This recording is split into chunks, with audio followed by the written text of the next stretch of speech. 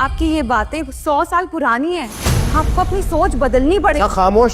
دل کے سارے رشتوں کو بھیا مجھے الگ اپارٹمنٹ چاہیے. میں سوچ رہا تھا کہ کتنے دنوں سے تم اپنے گھر نہیں گئی ہو. یہ میرا گھر ہے, یہاں میرے اصول چلتے ہیں. کیا میری زندگی میں میرے بھائیوں کو مجھ سے کوئی الگ نہیں کر سکتا. میں اپنی زندگی میں بہت خوش ہوں. مجھے کسی کی ضرورت نہیں ہے. یہ جو تمہاری فرمائش ہے نا, یہ میں کسی قیمت پر.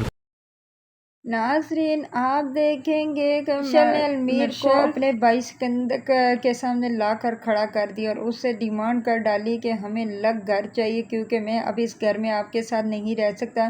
مجھے الگ گھر چاہیے جہاں میں اپنی بیوی کے ساتھ رہ سکوں. اس پر آگے سے کبیر کہتا ہے کہ ایسے کبھی بھی نہیں ہو سکتا. میرے جیتے جی میرے بہن بھائی مجھ سے الگ نہیں ہو سکتے. ہاں, اگر تم لوگوں کو اتنی خواہش ہے کہ الگ رہنے کے لیے تو اپنا پیسہ کماؤ اور خود اپنے ہاتھوں سے اس پیسے سے اپنا گھر بناؤ گے تو تمہیں پتہ چلے گا. نہیں تو ورنہ میرے پاس تمہارے لیے پھوٹی کوڑی بھی نہیں ہے کہ میں تمہیں دوں اور تم اپنے گھروں میں جا کر بادو. وہاں سے وہ کہہ کر کبیر چلا جاتا ہے اور پیچھے ہم دیکھیں گے کہ المیر کھڑا ہو جاتا ہے, کیونکہ وہی المیر جو اپنے بھائی کے سامنے کبھی آنکھ اٹھا کر بات نہیں کرتا تھا, لیکن آج وہ اپنے بھائی کے سامنے کھڑا ہو گیا صرف اور صرف اپنی بیوی کے لیے. دوسری طرف آپ یہ بھی دیکھیں گے کہ شعیب اپنی بیوی کو کہتا ہے کہ کتنے دنوں سے تم اپنے میکے نہیں گی, میں چاہ رہا ہوں کہ تم جاؤ اپنے بھائیوں سے مل کر آ جاؤ. اس پر وہ کہتی ہے کہ میں نے کہیں بھی نہیں جانا, میں اپنے گھر میں ٹھیک ہی ہوں, مجھے کیا ضرورت میں کسی کے گھر جاؤں. تو شعیب کہتا ہے کہ کیا بات ہے, کوئی بات تو ہوئی ہے جس کی وجہ سے تم اپنے میکے نہیں جا رہی. تو وہ کہتی ہے کہ کوئی بات نہیں ہے, کیونکہ اب